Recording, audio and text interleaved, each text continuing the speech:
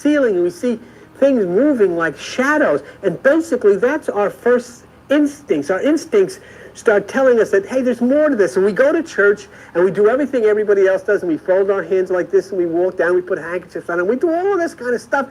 But in our minds we're saying, what the heck is this? I mean, is this what life is about? I mean, there are people starving, and yet there are people with robes or at altars. I mean, is this what this is? I mean, what the heck is going on? But we have a reluctance to say anything because we're afraid that if we say anything, our captors will get mad at us. You're a little kid, you know, you don't dare say you don't believe this stuff. I had religious people when I was a little kid say, they used to call me Master Donahue. I was only this big. They said, we're afraid of you, Master Donahue. And I didn't know why at that time, because I was only this high. Because I used to tell them that I didn't believe, I didn't think this stuff is true. I was only a little thing. And you didn't do that, but I did. So they threw me out.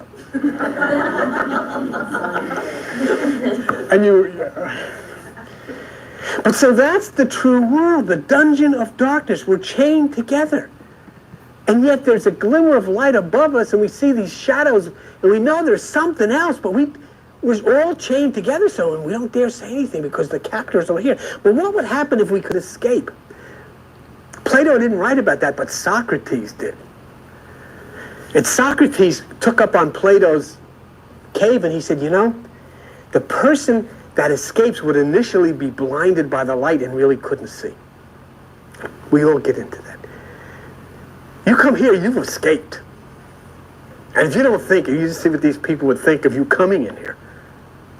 But you're blinded by the light, he said, and you'll still put more faith in the cave and the opinions of those who were chained down there. They say, oh, don't get involved in that.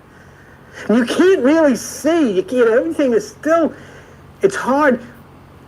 I mean, I've talked to people, when I talk to them, this is like, I'm telling people, Jesus wasn't crucified.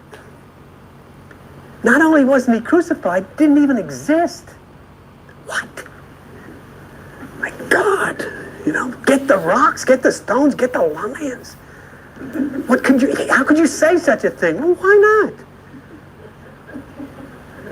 But the point being that to me, Jesus is life, is the sun, is the universe, is the cosmos, is healing, is all things, not some guy running around with these crazy people.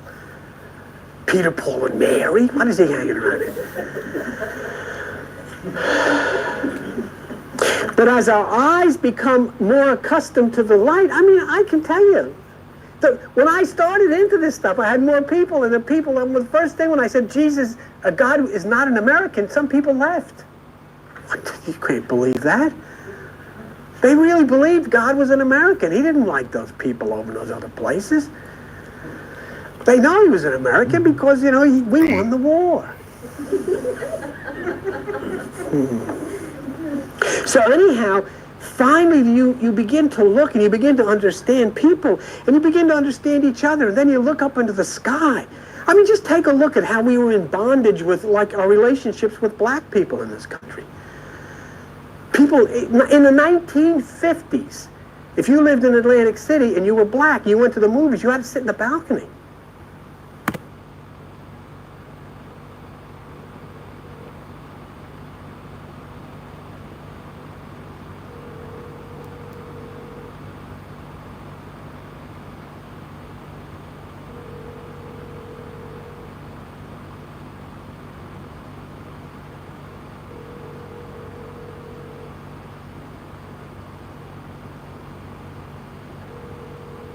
Your call has been forwarded to... But now look, I mean, you know, everybody, we found out that we shouldn't have been afraid of those things. They were afraid of it. It was silly. And that's what Socrates said.